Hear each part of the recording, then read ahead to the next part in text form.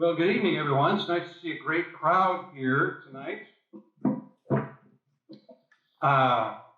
Much bigger than we thought. It sounds like we're ready for spring to come. We're glad the winter is over. We're not wearing masks anymore. And this is a good thing, right? It's great to get out and see some community folks. Well, I'm honored that you're here, and I'm hoping that this presentation tonight is as fascinating to you as it has been to me. Let me begin with just a little bit of a musical introduction. Listen to this and see if you recognize this. I bet you $5 your roots, the blues in Chicago, town that Billy Sunday couldn't shut down. Town that Billy Sunday couldn't shut down. If you were like me and probably like millions who have heard that song, they wondered, what is a Billy Sunday, right? But he was a real deal, and that song was actually written around 1922, before Frank Sinatra became famous, and it was about Billy Sunday's visit to Chicago, which I think was in 1918. We'll talk about that a little bit later. But you'll see why they wanted to stop Billy Sunday from shutting down Chicago in just a few minutes. Let's talk about the man. First, acquaint you with who this guy is and why he came to Dixon. First off, he was born in 1862 near Ames, Iowa, in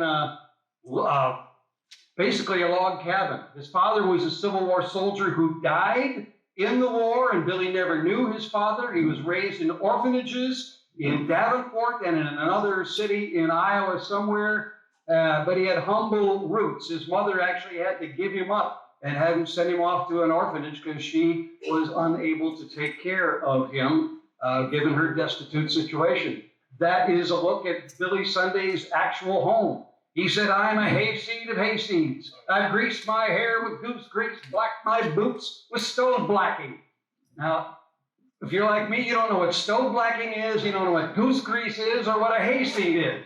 But he knew what all that stuff was, and apparently if you were a hick, this is what you said about yourself.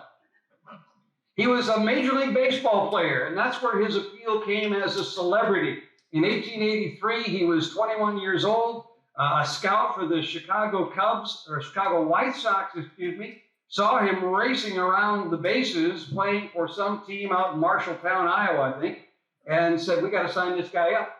The word had spread about how fast Billy Sunday was, and sure enough, the White Sox hired him.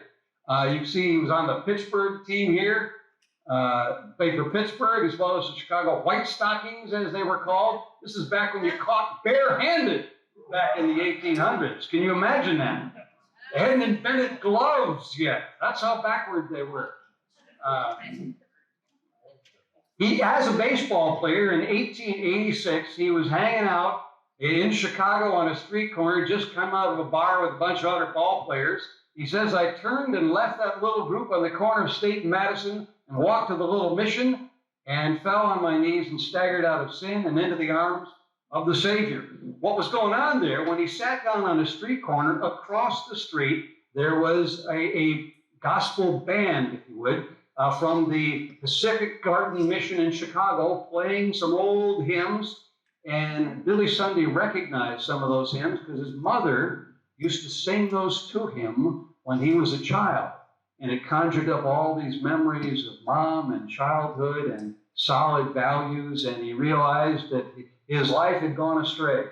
And at that moment, he gave his life to Christ, changed his life, and he eventually, not quickly, but eventually got out of baseball. He first started attending the Jefferson Park Presbyterian Church. He married Helen Thompson, who was going to that church in 1888. In 1891, he became an organizer for J. Wilbur Chapman, who was also an evangelist, a Presbyterian evangelist.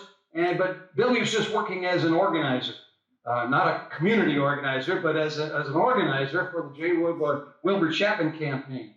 And finally, Wilbur Chapman decided to become a local pastor and get out of the traveling evangelist ministry, and that left an opening. And Billy said, well, maybe I can give that a shot.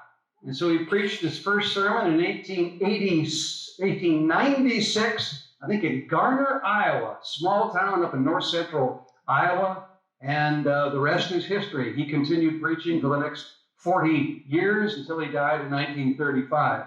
In 1903, he became an ordained Presbyterian, which is kind of an interesting thing. This guy was, again, a backwoods country kid, had basically no education. He did finish 8th grade, but he was such a powerful speaker already by 1903 that the Presbyterians felt that, let's ordain him, what the heck? He's doing some good already. What can he do? What kind of harm can he do? So they ordained him, and he became Reverend William A. Sunday at that point. Now let's talk about, so you're familiar with the guy, Billy Sunday, where he came from and who he was. Let's talk about the times. What's going on in Dixon in 1905? Because this colors everything that you're about to hear. This is a photo of Galena Avenue, looking up the hill, right? You're down there standing by the bridge, looking up Galena, and there was a parade going through town in the 1890s. Notice that the road is not paved, it's dirt. There are horse, whatever the places where you tie your horse, up here along the, there's the sidewalk here, hitching posts. Yes, thank you very much. And, but one modern innovation is up here is right there. Electricity has come to Dixon by this time, and they're starting to have electric lights throughout the town. So that was a good thing in bringing Dixon into the modern age at that time. A few years later, this is Dixon in 1905. This is a picture of the Galena Avenue Bridge. Now, there's some interesting things about this that tell you a little bit about Dixon at that time. There's still horse and buggies. There are no cars in Dixon in 1905. Henry Ford invented his thing, 1903, something like that. But it took several years before production to get ramped up and cranking out thousands of cars and getting them spread across America. And Dixon eventually got into that business, but not for several years. So most of the traffic in Dixon at that time is horse and buggy. Although, there's another interesting thing here. See this? It's the tracks for the trolley, the interurban trolley, which went from downtown Dixon. It crossed the bridge, went to Fellows, and shot out this way past Borden's factory, the milk factory, and went all the way to Sterling and back. So you could get on the Sterling, Dixon, and Eastern Electric Railway, as it was known, and go all the way to Sterling and come back on the trolley, which was a great thing before the days of automobiles. And people getting around in horse and buggies, you just pay a quarter and get on the thing, and off you go all the way to Sterling and get back. That track also went right by where the Tabernacle would be built, which we'll talk about here in just a minute. Some more things about Dixon in 1905. Population is about 10,000. There are 21 saloons in Dixon. Just for the 10,000, that's quite a few. I don't know how many liquor licenses there are in Dixon right now. Is the mayor with us tonight? No. That's probably one thing nobody wants to talk about. But that's in 1902, 21 saloons. I think there's a few more by 5. But almost all city councilmen at the time were saloon keepers or their henchmen. And there was a house of ill fame allowed to flourish near the end of the bridge. Makes you wonder which end of the bridge. Is Jim Higby here tonight? Raise your hand, Jim, if you're here. He's the local mastermind of Dixon history. He told me once that the house of ill fame in Dixon at the base of the bridge was on the downtown side, over there where that, is it Meraki Spa Salon is, Patty Hummel Photography was in that building. I think upstairs was the place we're talking about. So, Joseph Fort Newton is the guy who has this information. He recorded all these details about his time in Dixon at that time. He said about half of the city was outside the churches. Those people did not belong to any church. He called it a scene of spiritual dearth and intellectual desolation. Whoa! He's talking about you and me. But also going on in 1905 in Dixon and actually throughout the country was the temperance movement. What that is anti-alcohol. And there's been growing since the 1870s in America this The Women's Christian Temperance Union is one of them. The Anti-Saloon League is another big organization that got everywhere. Dixon had its own Women's Christian Temperance Union organization in Dixon, as well as a couple other of anti-alcohol organizations in Dixon at the time, battling those 21 saloons. So there's a large amount of anti-alcohol fervent going on throughout America at that time, and Dixon was certainly a part of that, at least if you weren't a part of the spiritual dearth and intellectual desolation anyway. Or maybe that was part, I don't know. Why did Billy come to Dixon? Well, in 1904, there was a Billy Sunday revival in Sterling. I always hate it when Sterling gets something before we do, but this is one of those cases where they did. And some of the pastors from Dixon's churches went over to hear Billy Sunday in 1904. This is an actual photo of the Sterling Tabernacle that was built especially for the Billy Sunday revival in that year. The pastors of Dixon's Baptist Church, the Presbyterian Church, and the Christian Church went over there to hear Billy Sunday. And they got together afterward and says, we got to get that guy to come to Dixon to deal with the spiritual dearth and intellectual desolation. And so they worked with the Billy Sunday campaign for a year, and a year later, he came to Dixon. But a couple more things. In 1905, there were actually 7 churches in Dixon that cooperated with the event, that united for this Billy Sunday revival in Dixon. And they were the Baptist Church, First Baptist, that you know of, downtown, across from the courthouse. The Christian Church, which at that time, well, I'll show you where it is in a minute. The Congregational Church, the Lutheran Church, the Methodist Church, Presbyterians, and the United Evangelical Church. And I'll show you where those were in just a minute. There were other churches in town that did not cooperate with the event.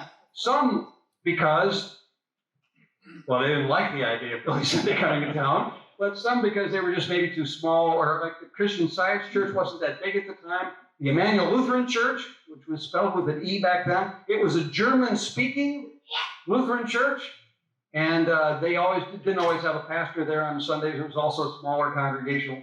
The Universalist Church was in town, and they did oppose the revival. St. Luke's also did not participate, as well as St. Patrick's Catholic Church. That is all the churches in Dixon at that time. 7 of them supported it. Here's where the churches were that did support it. There's the Presbyterian Church by the courthouse. Across from the courthouse is the Baptist Church.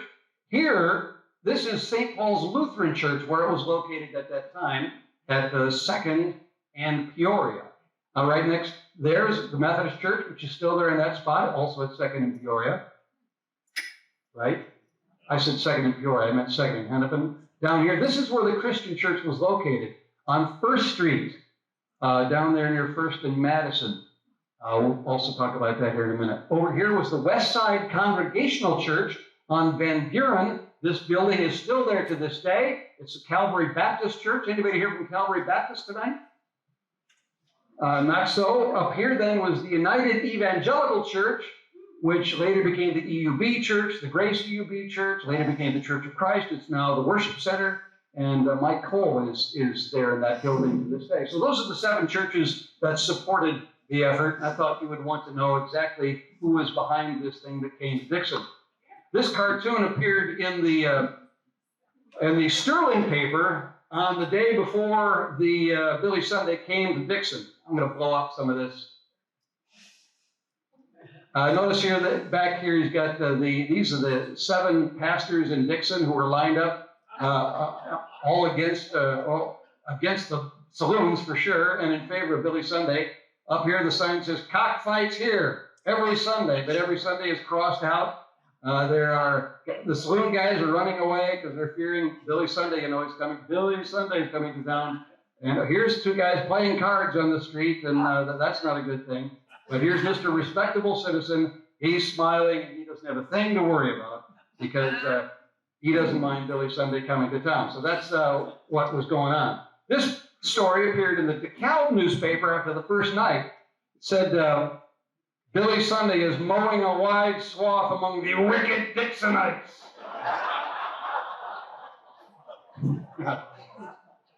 You think it's being reported in the DeKalb paper must be a big thing. Actually, it was reported all over the country when Billy Sunday was in Dixon. You can find them in dozens of states reporting about Billy Sunday's revival in Dixon. Now, one reason is he'd already been on the road in several other places and already gaining a great deal of notoriety. Now let's talk about the tabernacle. I find that this topic maybe has greater interest than a lot of the topics related to this. A lot of people thought that Billy Sunday, he preached out there at the Rock River Assembly, the dome out there, the Chautauqua thing. No, that's not where this revival took place. It took place here. Notice what we're looking at here. Here's the dam, the Glen Avenue Bridge, the Peoria Avenue Bridge. Up here is the high school, and directly across the river from the high school is Kitzman's Lumber today. Right on that property, that's where the tabernacle was located. Let's zoom in on this a little bit closer. This is that block again, showing it up close. I wanted to just show you in detail. It took me years to figure this out and a lot of research. Exactly where did that thing stand, because it's gone now and nobody knows. Most people don't know about it. You can see, by the way, Kitzman's Lumber, this is their retail store, and this is their warehouse out back. It's basically the only thing on that block. But the tabernacle stood in the center of the block, deep in off of First Street, with its butt up against the Rock River. Next to the tabernacle, on this location at Madison and First, was this building. It was the car barn for the interurban, the Sterling, Dixon, and Eastern Electric Railway. Those trolley cars would come in every night, and that's where they would be housed and get maintained at that location. That was the headquarters location for not only the railway, but also for the light company. You see the rails coming out of there and shooting down First Street. This is First Street going off in this direction. That's Madison going straight back toward the river. Now, next to the car barn was the Christian church building that I mentioned just a little while ago. And here's what it looked like in 1910. You can see over here next door is where the car barn was. This is the Christian church building. It later became, I think, a moose hall after the church moved out of there. They later moved on up to where they are now at 2nd and Hennepin, right? Christian church. Next door to that, here on the corner of West First and what would have been Highland, is this, the Dixon Inn. Many of you will remember the Dixon Inn. It didn't burn down and get torn down until 1978. And so it was probably there during most of your childhood, as most of us that I'm looking at are gray-haired and old like me. A cool thing about this building is up here. It says 1900, which is the year that the building was built. That sign up there, that 18 feet long, that says 1900 on it. Well, Steve Kitzman has this hanging up there on the wall at Kitzman's Lumber. If you go inside there, look up on the south wall, and there it stands. That very 18-foot-long tin sign that says 1900 right on it. That's the only thing remaining from the era when Billy Sunday was in that entire block, that I know of anyway. Then also in that block, there was a lumber yard somewhere around that area. It was sort of an unspecified area, as lumber yards often are. And then next door to that was the Billy Sunday Tabernacle. It looked something like this, a lot like that Sterling Tabernacle. This was sort of your basic drawing and the template upon which all Billy Sunday Tabernacles were built around the country. And so they all look pretty much like this. Notice these two entryways in the front. Now look down here at the map. See these blue lines? They built boardwalks that went from West First Street into those two entrances right there into the tabernacle. These boardwalks are important because I'm not sure if West First Street at this time was paved. Galena was probably by then, and a lot of the paving didn't take place until the William Brinton administration when he was mayor in 1915. But so this is all mud. But this is also February when there's a lot of snow going on as well, and it's very cold. But that's how people got to the tabernacle. This location is important because remember, this is the car barn for the interurban. The interurban would go from this location and take people all the way to Sterling, and could take people all the way from Sterling right here and get off here and just walk right into the tabernacle. So it's an easy ride. Plus, people could also take the train to the Dixon Railroad Depot, get off the train, and then get on the interurban, which went out all the way to the railroad depot, and come in and jump into the tabernacle right from there. So it was very convenient if you were living in DeKalb or Rockford. I know that there were people from Rockford who came to the revival in Dixon at the tabernacle, and from other cities as well. So that's how people got here in the days of horses and buggies in 1905. This is what the tabernacle looked like on the inside. And then if you look in a little closer toward the back walls, back here are the doorways. That's where those two doorways, that's where they would come in, and then they would spill in and sit on these wood benches that were built specifically for the tabernacle. This is there are only two photos that I have of the tabernacle. That one you just saw is one of them.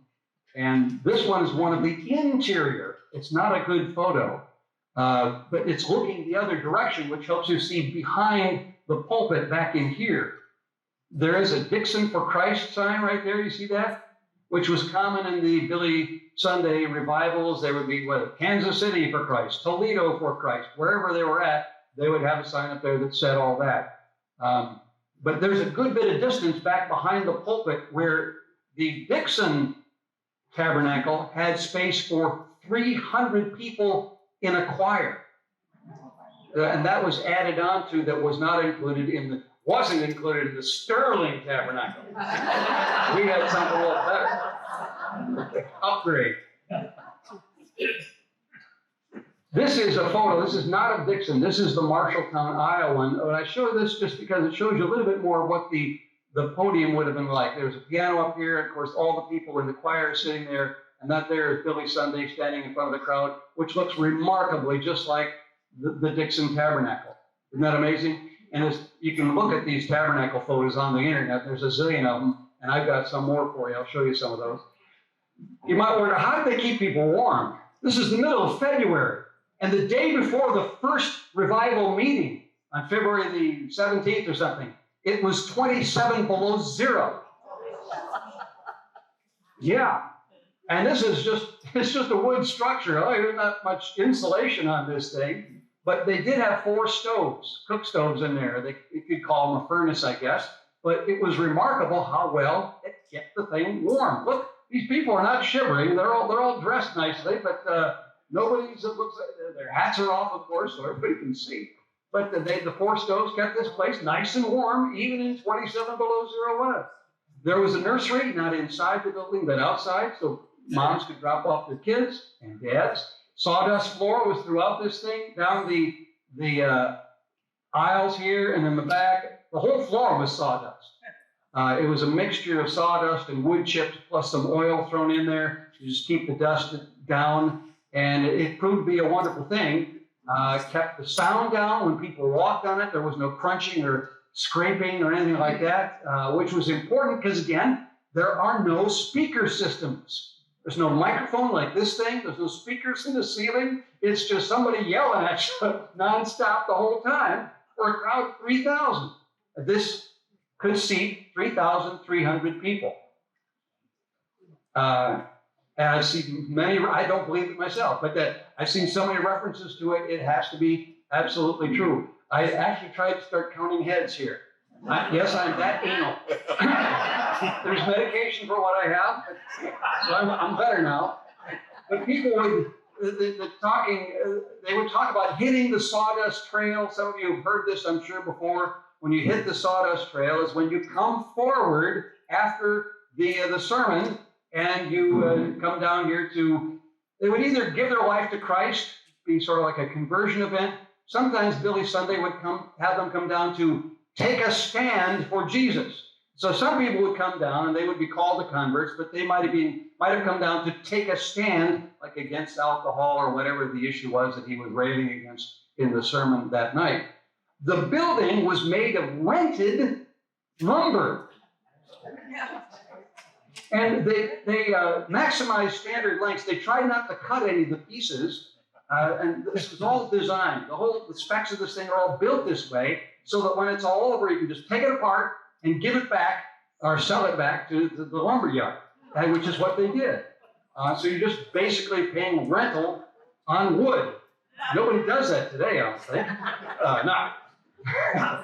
But it was all torn down by April of 05. So this thing stood for 2 months and it's gone. That's why you don't hear about it today. And I thought, maybe one of the reasons why we don't have any photos, exterior photos of this thing, remember, it's located inside the middle of this block. There's 3 buildings in front of it. There's a lumber yard going on around it. You can't get a good angle on this thing. So the only photos we have are interior, and this is one of them.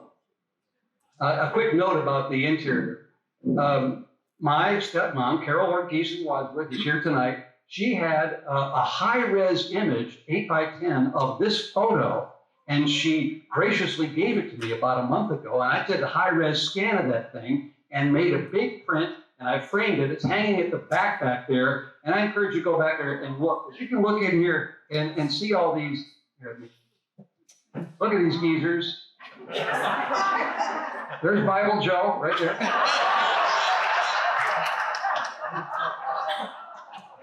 Some people also notice that they're all men, right?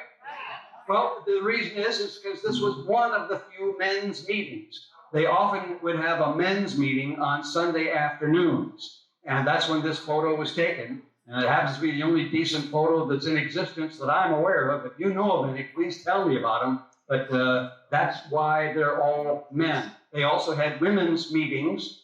I think there were only 3 men's meetings and only 1 or 2 women's meetings held during the entire thing. Otherwise, it was anybody could go in there. They didn't want kids in there making noise, and they also didn't want people coughing. Because, there's no speaker system. And Billy Sunday, when he would see somebody coughing, he would pull out his handkerchief and he says, "Now, folks, if you're going to cough, this is what you do. Pull out your handkerchief, cover your mouth, and you be really quiet about it." Because he sometimes would stop the sermon just to deal with this specific issue, because people got to hear, right? There's no amplification going on, and he's screaming at the top of his lungs to all these people in this building. So you got to do something, man. The handkerchief on the mouth. So I got several photos of Billy Sunday Tabernacles around the country. There were thousands, or maybe hundreds of them for sure. This is Wheeling, West Virginia, 1912. The one was under construction. It was kind of a community event. Everybody come down. Let's help do a barn raising for the Billy Sunday Tabernacle. This is Decatur, Illinois, 1908. An interior shot, much like the Dixon one. This is Kankakee, Illinois. An exterior shot looked remarkably just like the Dixon one. This is Galva, Illinois, before the Dixon one in 1904, the back area for the choir. This is Kansas City, 1916. This is New York City in 1917, a big honking one. This thing could seat 18,000 people. Again, this also is before the days of speaker systems. To answer the question, how could they be heard outside of just yelling and keeping everybody as quiet as possible?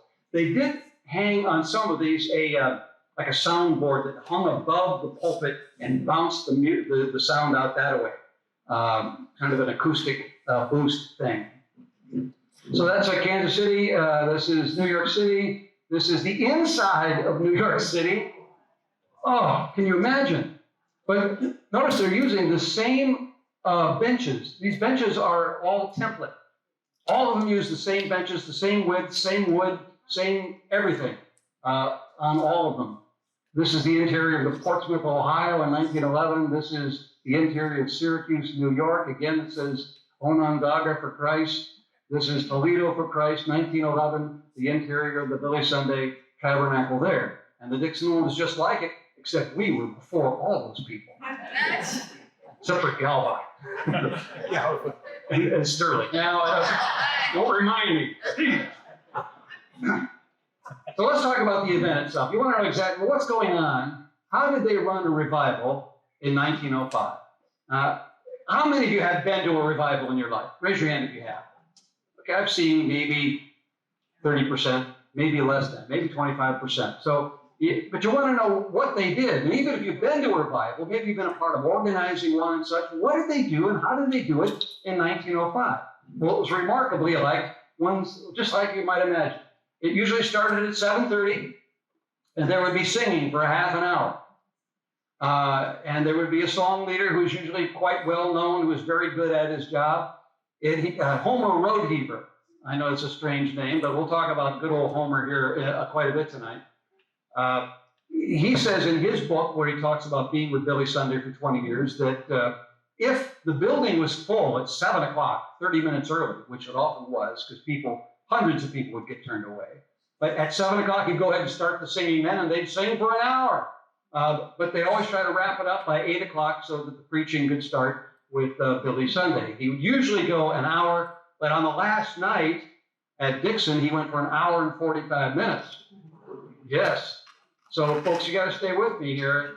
I'm only 30 minutes into this. I'm just getting warmed up.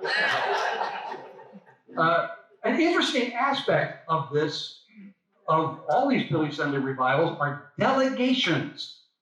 I'd never heard of this before. Delegations. Delegations of people from various backgrounds would come in, and they could get advanced seating reserved for them.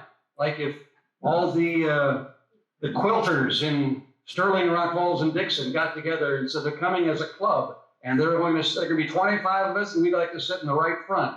They would do that for them. We'd reserve the spot for the quilters, or for all the people from Rainer, or all the people from Northwestern Steel and Wire, or wherever the place is, and there would be a delegation. And then these people in the delegations would often get recognized from the podium, and they could also be offering song requests, which we'd like to hear this song, and then they would sort of have that right to do that. So there's sort of a special status given to the delegations. And if you think about it, how that would work into making the whole thing work and people being supportive and cooperative with the whole thing, that was a key deal. Of course, there was an offering.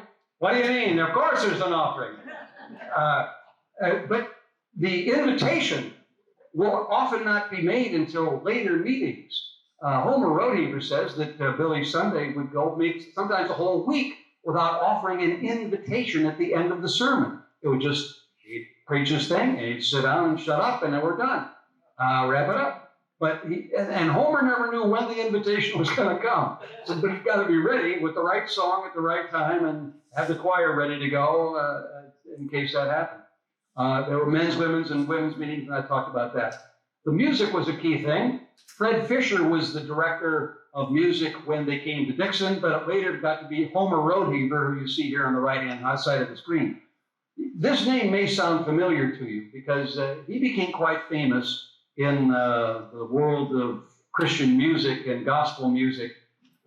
There's a recent book that just came out a few months ago about Homer Roadheaver being a pioneer in the whole gospel music industry. Fascinating book. They would take song requests. The community choir would sing. Sometimes the community choir would have 300 people. In Philadelphia, Homer Roadheaver says they had 5,000 people in the choir there. And they had to tell them, okay, only 2,000 of you can come tonight. And tomorrow night, the other 2,000 come, and we'll spread it out this way. And so they'd be organized so that they're not taking up so many spaces for regular people who'd like to come. Because obviously now these tabernacles are scaled. They're not all 3,000 seat. Some are 10,000, some are 18,000, like the New York City one. He said that the secret of success of the music, it is, lay in the use of marvelous old hymns of the church and the beautiful melodious gospel songs. We have the controversy that's been raging for a while about traditional songs versus contemporary Christian songs and such. Well, this was his approach at that time. But there's something you need to know about these songs. He said we would usually start with some of the old familiar hymns that everybody could sing, and then mix in some of the newer gospel songs. This was sort of the standard procedure that I'm familiar with from back in the 70s, 80s, 90s, and such. Some of the churches now are all into all the modern stuff. The oldest song they'll sing in some of the mega churches is like, if it's 7 years old, it's like ancient history. We're not dealing with that stuff. That's old. But the tragedy of that is new people walking in who weren't familiar with that just feel lost with the songs. But Homer Road even knew what he was doing. He was singing some of the old stuff that everybody knew. You remember Billy Sunday? It was knowing those old hymns that his mom used to sing to him that got him going in the first place. The most popular song, Homer said, was The Old Rugged Cross. You might think, oh, that's one of those old hymns of the church. That was brand new in 1912. That was contemporary Christian music in 1912. It was the latest stuff. The same way with I Come to the Garden Alone, you know that song? Since Jesus Came Into My Heart, that didn't exist before 1915. So if all these songs that are brand new, Homer Roediger himself wrote some of those. He bought the copyright to The Old Rugged Cross, and if he were still alive, he'd still be making money off that thing. And they would also often have an instrumental offertory. He had a trombone, so he would sometimes break out the old trombone and play something while the plates are being passed around. We still do that kind of stuff today, don't we? They had invitation songs. These are some of the ones that were popular in his day that Homer Roediger talks about. Softly and tenderly, Jesus is Calling, written in 1880. Just As I Am, the old standard gospel meeting revival song, was a staple at that time as well. Stand Up for Jesus, Where He Leads, I Will Follow, all those great songs that you may be familiar with if you're at least my age. If you're younger than 20, you've never heard of any of these, probably. But these were great songs that they would use as invitation songs. I thought some of this song stuff would be useful to you. But let's talk about the offering, because everybody wants to know about the money in these preachers. But almost all the offerings that they had went to pay non-speaker expenses. And that especially was true for the most of the meetings at the beginning of the meeting, the revival. The last offering on the last day was devoted to Mr. Sunday.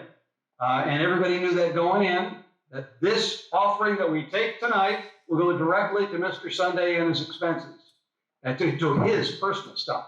But he would use his receipts that he got on that last night to pay a third of the staff's salaries of his staff. Because he wasn't alone in this thing. When he was in New York City in 1918, I think he had a staff of 25 people at that time. When he was in Dixon, the staff was much smaller, of course, but they got to be paid too. They're working full-time, doing all their stuff. He also donated large sums of money to charities. This money got to be an issue, and there are people who will criticize him as becoming very, very wealthy. Well, yes and no. Yes, because people knowingly gave that money to him on the final day. They knew that money that they gave on the final night was going to him, and it would often be the biggest contribution of all the nights. They'd watch this guy slave away and work like a dog for 5 weeks, and they're going to pay him back here with a good offering, and that's what they did. But sometimes it was so much money, he said, I can't take all this. So he would often donate this to large charities. Some of the sermon topics, I just throw these out here just to give you an idea of what he's talking about. Nuts for skeptics, to crack, music, backsliders, mothers, get on the water wagon. That was his booze sermon, which was very popular. And of course, the old standby, what must I do to be saved? These were the kinds of things that he would talk about. His preaching style was an interesting one. And I'm going to show you some examples of that. Homer Roediger said that Billy trained himself to use short sentences and short words. There's no highfalutin language. As Billy said, I've always learned to put the cookies and jam on the lowest shelf. What he meant by that is you talk in plain language so everybody can understand what you're talking about. He also said, for many decades, it had been the custom of pulpit orators to present the truths of the Bible in well-rounded, sonorous phrases, flawless diction, and impeccable style that sometimes lulled their hearers to sleep. This was a problem in 1905. Certainly isn't a problem today, though, is it? No. The Charlotte News had an editorial about Billy Sunday. He said, Mr. Sunday's preaching is largely grotesque when compared with contemporary, customary preaching. For that reason, he may have been indigestible to many who feel a pride in the awe and reverence they've been taught to exercise in their worshipful ceremonies. If you are accustomed to a church service that's maybe more liturgical, it's a high church experience, everything's ordered and there's everybody in special gowns and do things at the right time, and this would be very strange to you, the way Billy Sunday preached. The way Billy approached it, he said, I knew something was wrong with preaching, so I took out the old gospel gun and loaded her up with rock salt, ipecac, barbed wire, carpet tacks, and I blazed away. That's the plain talking from Billy Sunday. Homer also said that Sunday was a whirling dervish that pranced and cavorted and strode and bounded and pounded all over his platform, left them thrilled and bewildered as they had never been before. And here is an example of Billy Sunday preaching. This is before talkies. So this is just a silent movie of him in some of it, probably around 1918, I'm thinking, is when this was shot. Watch this. It's a huge crowd. Again, there's no speaker, no microphone. He removes his collar. The women gasp. And he would sometimes take off his jacket, and they would gasp again. And away he would go. He's standing on a desk here, and he's wailing away. His arms are flailing. He's got everybody's attention for sure. Again, no microphone, no speaker. Now he's wailing away at these soldiers who are out there listening in an outdoor audience, but he's really letting them have it. A lot of gestures. He's got to keep their attention, but he's really speaking as loud as he can to be able to be heard with all these gestures and gyrations just to make sure you get people's attention. I thought that's fairly, if your preacher did that, he'd be dead in 30 minutes probably, right? I would. That's a lot of work.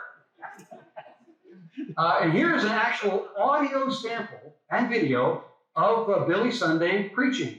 When talkies came out in the late 20s and early 30s, he decided, let's go ahead and show people what my preaching was like, and this is what it was like.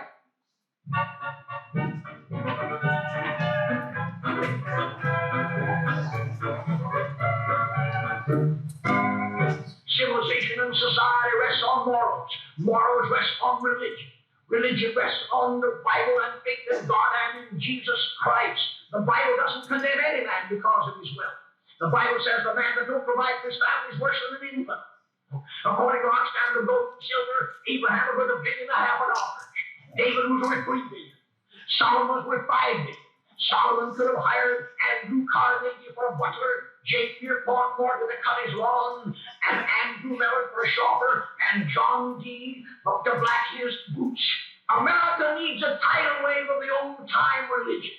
America needs to be taken down to God's bathhouse and the hose to turn on her. The times of God, the wheels of God's judgment are going to go sweeping through this old God-hating world. And I want to take a pledge in this audience to join me in a pledge that you will never rest until this old God-hating, Christ-hating, whiskey-soaked, Sabbath-breaking, blaspheming, infidel, bootlegging old world is bound to the cross of Jesus Christ by the golden chains of love. All right, then. Yeah. Come on, get him, Billy. Great job. So this is what happened in Dixon. At the end of 5 weeks of Billy doing that, it attracted about 150,000 people. There's a range of guesses here, but it's all around the 150,000. So if you figure there's 67 sermons and they're getting about 2,500 people per meeting, it all figures out to about 150,000 people. There's 1,354 converts. And if you got to remember, in 1904, of the 7 churches that sponsored this thing, there's only 2,700 members in those 7 churches. So they gained 50% with all these converts. But now, not all the converts were from Dixon. I'm sure that a lot of those sinners are from Sterling for sure.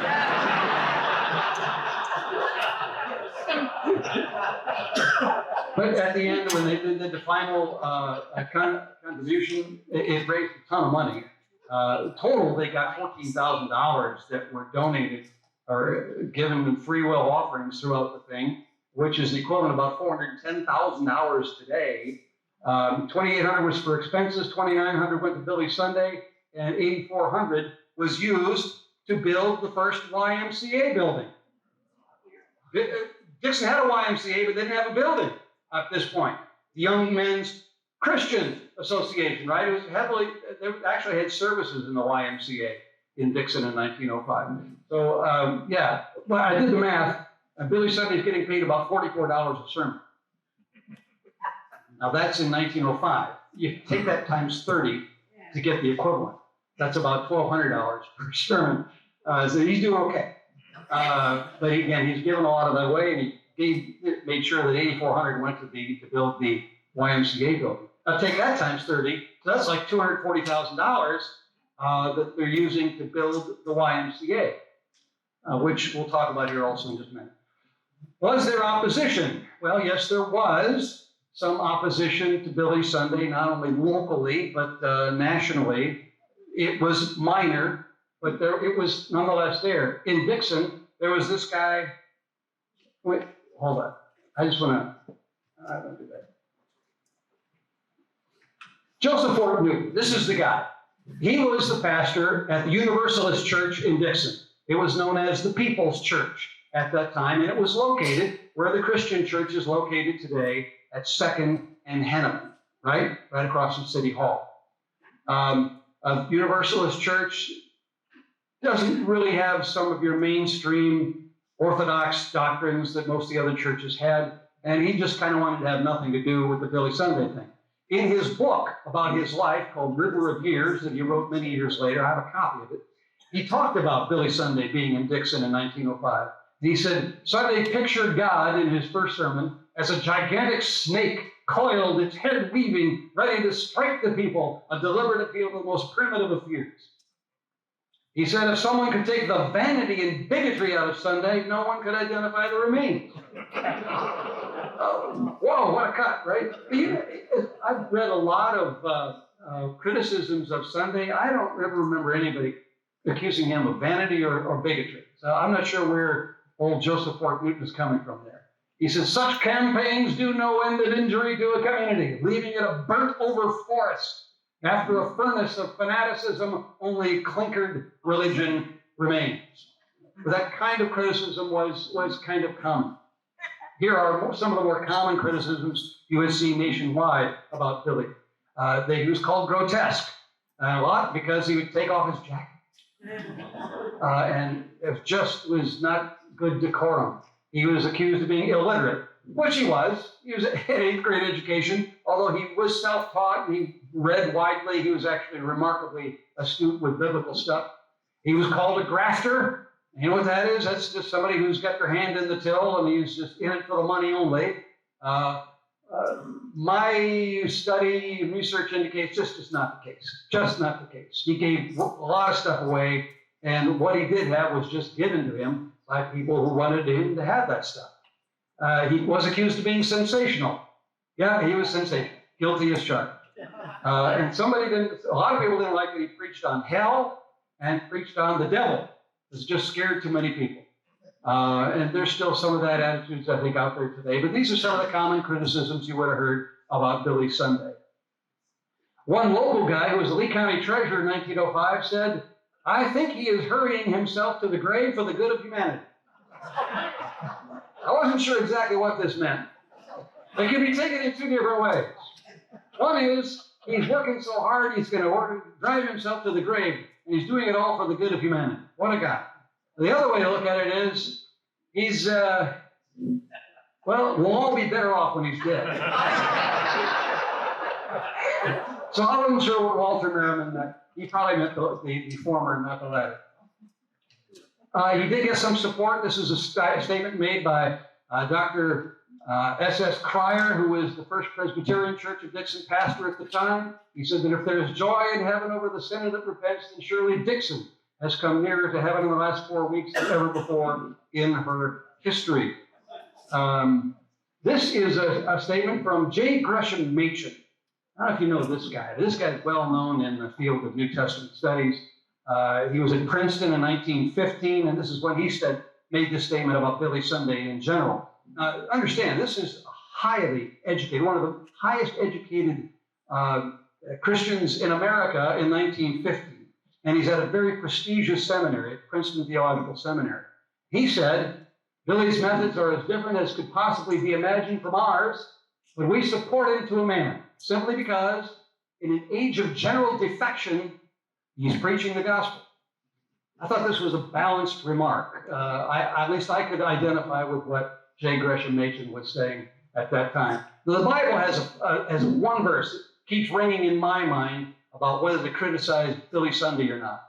And Paul said this in Philippians 1, some preach Christ from envy and strife, out of selfish ambition, rather than from pure motives. He says, what then? Only that in every way, whether in pretense or in truth, Christ is proclaimed, and in this I rejoice. So in this case, I think the people preaching out of envy would have been guys who were criticizing Billy and just didn't like him and just shooting him down whenever they could. Because Billy didn't get involved in that. He did get involved in taking shots at ministers, but not quite as direct as those. So anyway, that's something. So why did the thing work? I'll give you 10 reasons why. I'll do them quickly. Celebrity appeal, right? When Samuel Jackson does a commercial for Capital One, there's some celebrity appeal that you immediately attach to what's going on. As Homer Rodeheaver said, people came to appraise Billy Sunday, but they remained to praise God after that whole thing. But Billy Sunday was the attraction that got him there in the first place. A second reason for the success of this thing was the United Church, which Billy required before he'd even come into a community. In this case, these are the 7 pastors in Dixon who all bound together to support this thing, and they guaranteed the funding for the Tabernacle, and they got it done. But without that unity among the churches in the community, it wouldn't happen. Thirdly, there was great organization to the Billy Sunday campaign. These are roughly some places where prayer meetings were held throughout the city from the middle of January to middle of March, held every week, 43 different locations. And they were overseen by 7 pastors, the 7 pastors of those 7 churches.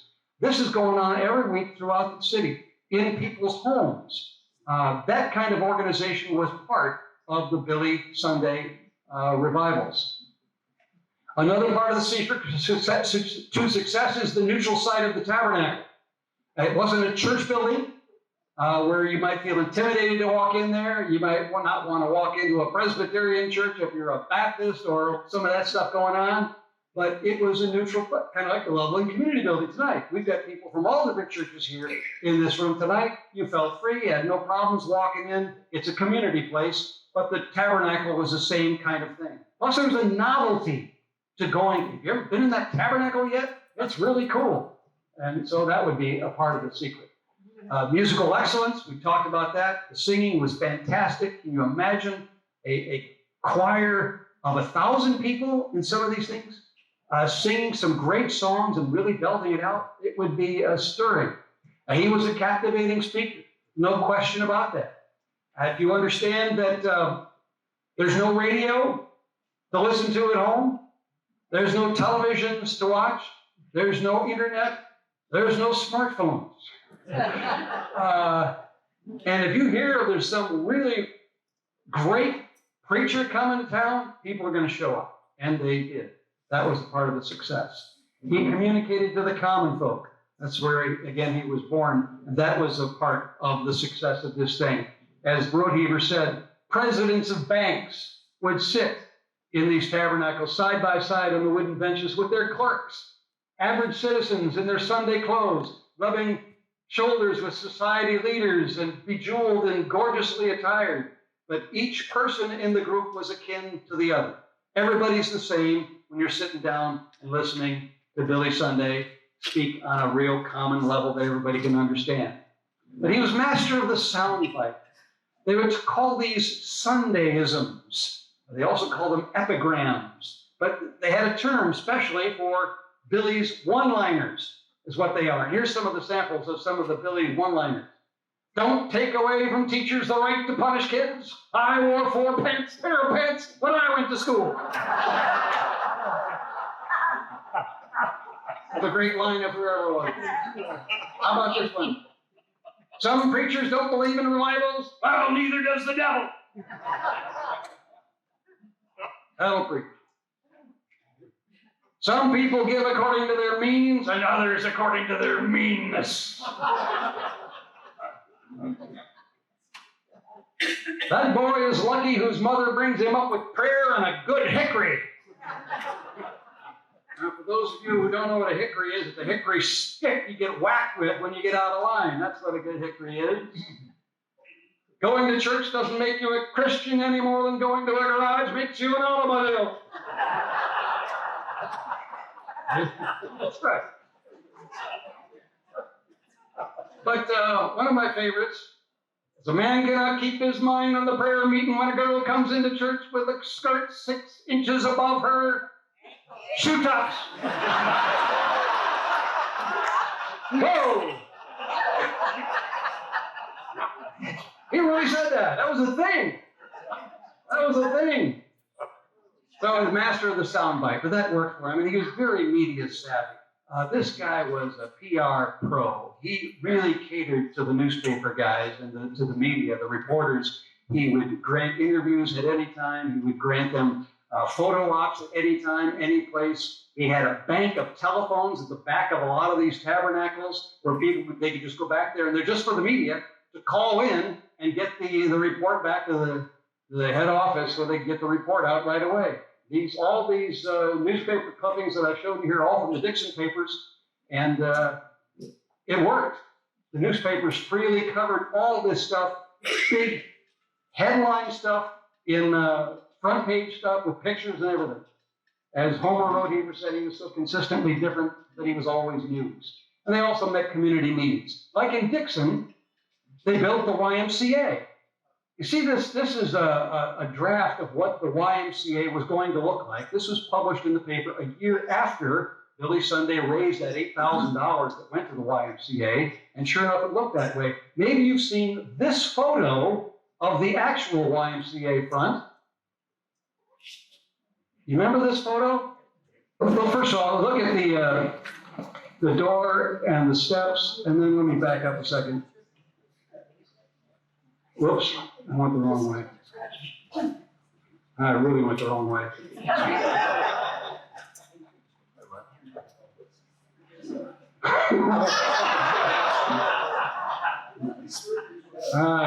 I guess I'm done. So there's the door and the steps here. Anyway, what, you recognize who's in this photo? Ronald Reagan right there on the edge. He's the drum major. So think about that. The money that was raised to build the YMCA became a place for all these kids and a whole bunch of other people in Dixon, and it would even influence guys like a future president of the United States, Ronald Reagan, here in Dixon. Pretty cool, huh? So but why did it all work? Here's the 10 reasons. I've been through all those. In case you want to remember these, there won't be a test later, but there you go. So whatever happened to Billy Sunday? Well, he came back to Dixon 5 times, but never for a big, long 5-week thing. It was all one-shot things. Most of them were at the Rock River Assembly, the big dome. So he did speak out at the dome, and sometimes attracting as many as 12,000 people, 10,000 down here in 1932. In 1931, he came to the Methodist Church and spoke at the Methodist Church, the same Methodist Church that we have to this day. He was preaching from the same pulpit you see him at the Methodist Church. The place was packed. He was there as part of an anti-saloon league event, but boy, he really packed him in even in 1931. By then, his ministry is starting to wane. But cities, major cities all over the country hosted big revivals with Billy Sunday. And these stars just show you some of those major cities where they were located. He had national impact. In New York City, 98,000 converts, not attendees, converts. 63,000 in Boston, 49,000 in Chicago. that Billy Sunday couldn't shut down, but he got 49,000 of them there. They said that Billy Sunday's responses even exceeded that of Dwight L. Moody and Charles Finney, who were the great revivalists prior to Billy. He preached, they say, to 100 million people, and that's probably an accurate assessment, and converted 1 million. I say converted, they may have been people who were just coming down to take a stand, whatever that may have meant in their mind at that point, but that is the national impact. He prayed in Congress in 1918. This is a picture of him in Washington, D.C. They say this, when he prayed, he was interrupted several times by applause, which had never happened prior to that time. People don't usually clap in the middle of a prayer. But one thing it's important to know here is that this is 1918, and prohibition gets passed in 1919. And the anti-prohibition and the pro-prohibition forces are starting to really come head-to-head at this point, and it finally passes Congress the next year. And you meet anybody, and they'll tell you Billy Sunday had a lot to do with getting prohibition passed, and which did away with the manufacture, distribution, and consumption of alcohol in America between 1920 and 1933, when it was finally repealed. But he was on the national stage. He knew all these presidents and John D. Rockefeller. There was a poll taken in 1914 asking people who's the greatest man in the United States. Billy Sunday was number 8 on that list. He had positions in favor of women's suffrage. He got involved in a lot of politics at that time, too. He supported relief of the poor. He supported World War I, the United States getting involved in World War I against Germany, which was a really huge decision to make at that time. He opposed racism, child labor, alcohol, of course. He opposed Sabbath breaking, of course. Evolution was also in his sights, and opposed dancing, playing cards, attending the theater, and reading novels. He was against that, too. Yeah, you're going too far there, Billy. But things started to decline after the 1920s. He still went out frequently and preached and still attracted large crowds, but not like it was in the teens. There were shifting attitudes toward the Bible in America in the 1920s. Liberalism, as it's called, in theological circles, started to affect a lot of churches, and there was less interest in evangelism. The social gospel movement, if you're familiar with this, it's got going also in the 20s, and it was growing, and it replaced interest in evangelism. People were more interested in maybe doing benevolent things, good things in the community, helping the poor instead of doing evangelism. Plus, radio came in 1920, and movies started getting going in the late 20s. And once people had these other outlets for entertainment places, that started to diminish the appeal of the Billy Sunday revivals. He died in 1935 at age 72. This is his gravesite in Forest Park, Chicago, where it says, "I fought a good fight, finished the course, kept the faith," on his tombstone. But he preached right up until until the week he died. He preached 1 week before he finally died. In the New York Times, his obituary says, "Billy Sunday was the greatest high-pressure and mass conversion Christian evangel that America or the world has known." That in the New York Times, ladies and gentlemen. So, would it work today? That's kind of the elephant in the room, I think. I don't have an answer for that, but Homer Rodeheaver had an answer for that. He said, "Let there be whatever modification that may be necessary, but let us have united efforts to win men and women for Christ." And I think that makes a lot of sense to me. I'm about done. This is my last slide. A ton of the information you've seen here tonight comes from George Lamb's booklet. It's called "Every Day Was Sunday When Billy Came to Town." This is marvelous. And Steve Hill is here, who gave me this booklet. He just gave it away like 20 years ago. Crazy thing to do, Steve, but you gave it to the right guy. Yeah, you wanted that. Well, I got a response for that. Now, this book was published by George Lamb. It was under P&M Enterprises. P stood for Patrick, his son, Patrick Lamb, and the other son was Mike Lamb, who was in my class. But George Lamb has died. He just died last year.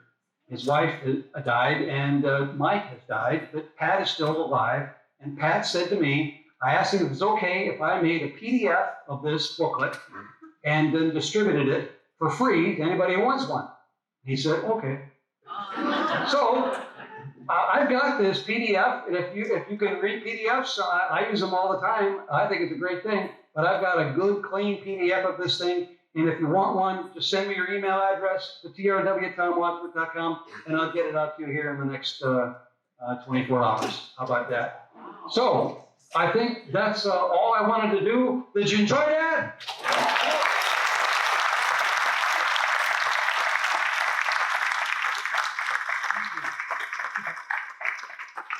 Maybe you could turn on the lights back there. Maybe Matthew or Jennifer on the wall, right to your left, right there. Just some questions, comments.